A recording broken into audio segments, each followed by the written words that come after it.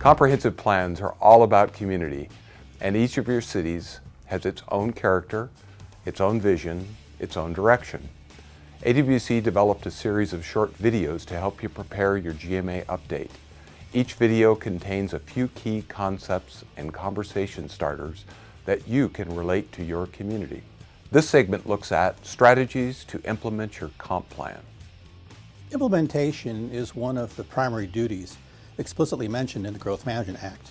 What the Act says is that comprehensive plans are to be adopted, as well as development regulations that are not only consistent with the comprehensive plans, but implemented. So the word implementation is a key feature of the statute and of what cities need to be doing for the next several years to update their plans. Beyond meeting a legal requirement, it just makes good sense to make sure that your comprehensive plan is implemented. Implementation is actually the difference between just having a great vision on paper in your plan and having a great community on the ground. There are three basic ways for cities to implement their comprehensive plans. The first way that most people are familiar with, of course, are the development regulations that you adopt that regulate private development. The second method are capital projects the city plans for, designs, and builds. And the third broad category are programs, which includes both city-sponsored or city-adopted programs, as well as volunteer programs the city may encourage or support in some way. For the adoption of the Growth Management Act, development regulations were the primary way that cities implemented their comprehensive plans. That's why the Growth Management Act duty is to update not just your comprehensive plan, but also your development regulations. This is a milestone cities in the Central Puget Sound region must meet by the middle of 2015, and cities in other parts of the state are required by mid-year in following years. It's important to understand the difference between comprehensive plans and development regulations that help to implement the plan. The Growth Management Act definition of comprehensive plan is a generalized land use policy document. Generalized is an important word here. Development regulations are defined by the Act as controls that are placed on the use of land. Controls include things like zoning, subdivision ordinances, grading ordinances, building codes, surface water management codes, things of that nature. Simply put, comprehensive plans provide guidance, they are not regulations. Regulations control permits, they are not plans. The two have to work together. There are many different kinds of development codes that cities could choose to adopt to help implement their comprehensive plans. Many are relying upon the traditional zoning technique of regulating primarily uses and densities. Some attention is paid under those codes to setbacks, building heights, things of that nature. But other cities now are adopting innovative codes that are sometimes referred to as form-based codes or hybrid codes. They continue to regulate use and density to some degree, but their primary focus is more on the form of development, the scale, the envelope, the relationship of the development to the street and to other public spaces. Some cities actually use a combination of traditional zoning and form-based or design-based codes. There is no one right way to regulate. Some cities have architectural design review boards to deal with certain aesthetic issues. Other cities have adopted specific design standards and then rely upon their city staff to implement and administer those regulations. In making the decisions about the kind of regulations you want to have for your community to implement your comprehensive plan, you have a number of things to think about. One is the nature, scope, and rate of growth you expect in your community.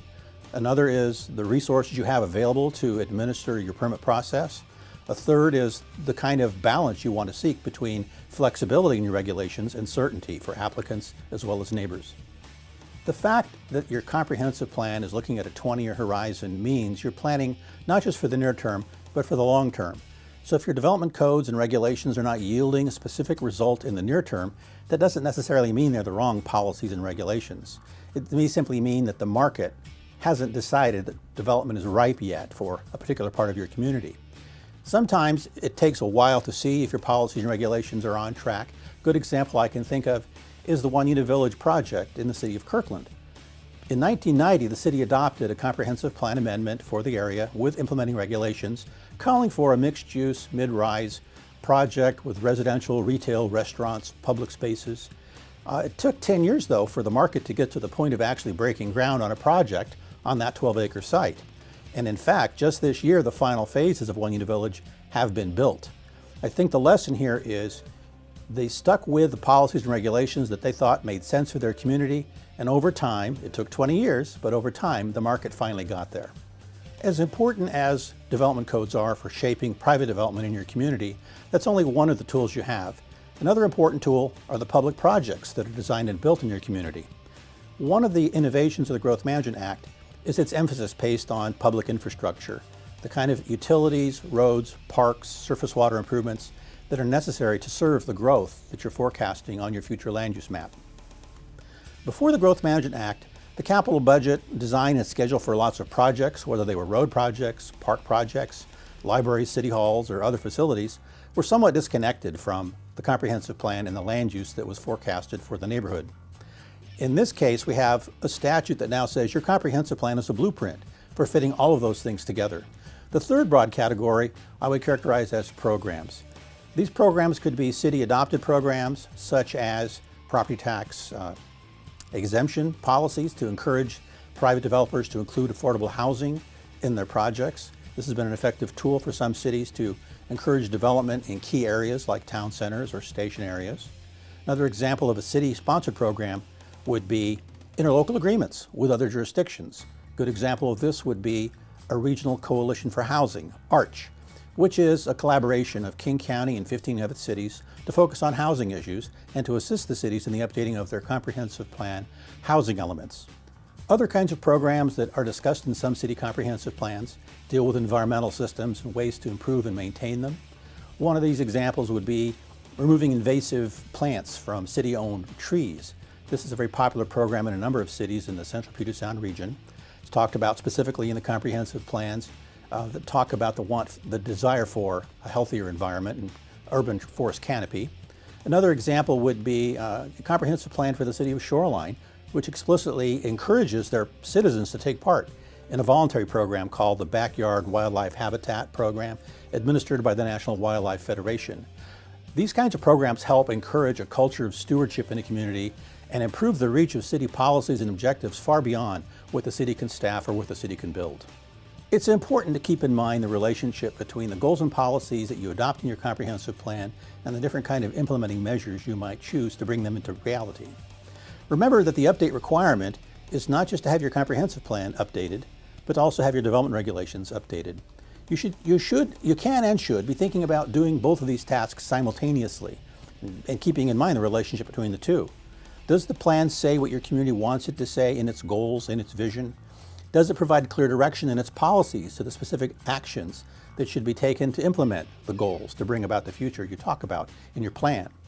The three kinds of programs I've discussed, codes, capital projects, voluntary programs, are ways to bring your vision into reality. As you review your plan, make sure the goals still describe the community you're after, and make sure your policies provide some useful direction to specific city decisions, specific city actions.